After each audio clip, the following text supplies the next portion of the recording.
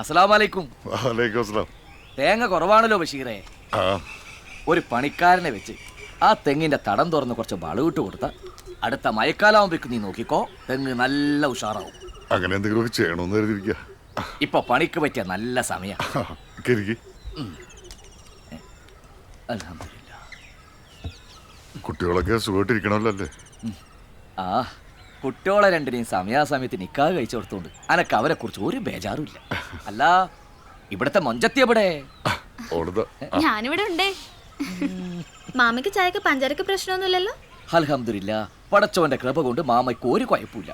ഷുഗറും ഇല്ല, പ്രഷറും ഇല്ല, കൊളസ്ട്രോളും ഇല്ല. ഇട്ടോളി, പഞ്ചാര നല്ലോണം ഇട്ടോളി. ശരി, ഞാനിപ്പോ കൊണ്ടുവരാം. നിക്ക് എന്റെ മോന്തൊക്കെ എന്താ പറ്റിയേ? അത് കടലമാവാ, വെളുക്കാൻ വേണ്ടി തേച്ചതാ. ഓൾ ഓരോ കോപ്പറയങ്ങൾ കാണിക്കണേ എനിക്കാ.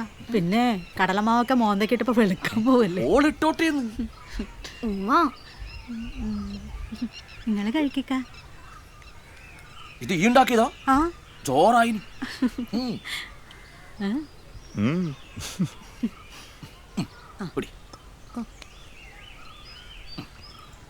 ബഷീറേ, ഞാൻ വന്നത് അനക്കറിയാലോ, എനക്ക് അല്ലറ ചില്ലറ കല്യാണ പരിപാടിയൊക്കെ ഉണ്ട് എന്ന്. ഇടങ്ങാറുണ്ടാക്കാത്ത ആലോചന വന്നാൽ മാത്രമേ ഞാൻ എടുക്കൂ. നമ്മുടെ ആമീറൊക്കെ ഉണ്ട് പൂതി വരുത്തൊരു ചെക്കൻ വന്നിട്ടുണ്ട്.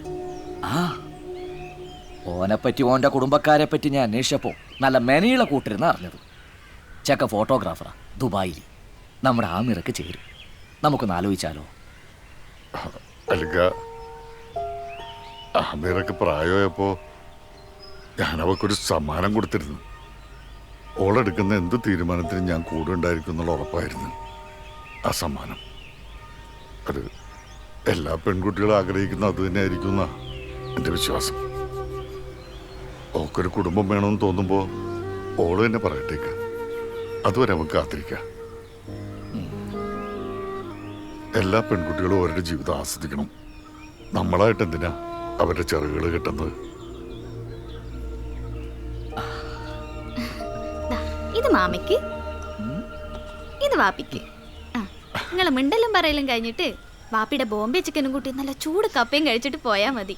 ബോംബെ ചിക്കനാ? ആ ഏറെ ചിക്കൻ നമ്മൾ കേട്ടിട്ടുണ്ട്, ഇതാദ്യമായിട്ട് കേൾക്കുന്നത് ബോംബെ ചിക്കൻ.